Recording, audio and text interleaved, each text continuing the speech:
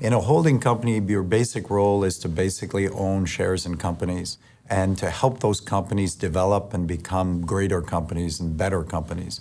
And the key way that we work with them, and this goes right back to my father's time, and it's a tradition that we've kept in now the second generation that's running the company, we've kept this tradition of running the companies through our boards.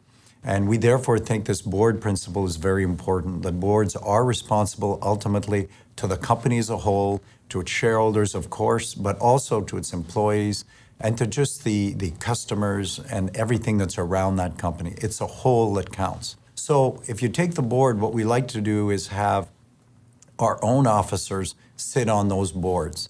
Those officers are people who spend their full time thinking about those companies. So they don't have a part-time job doing something else. That's all they do.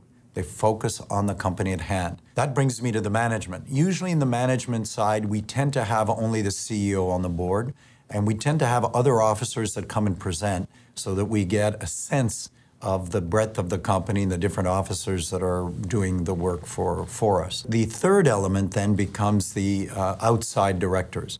The outside directors are basically directors usually that don't have a role with the company directly and don't have an executive role with the holding company either.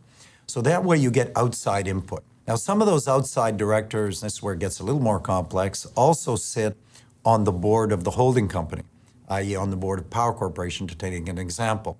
So a director of Power Corporation might also be on the board, for instance, of Great-West Life. And that director, therefore, does two things that he brings to the group. First of all, he brings a lot to the Power Corporation board because he knows the Great-West Life board and has a good idea of what's going on in the operating company as he contributes to the holding company board.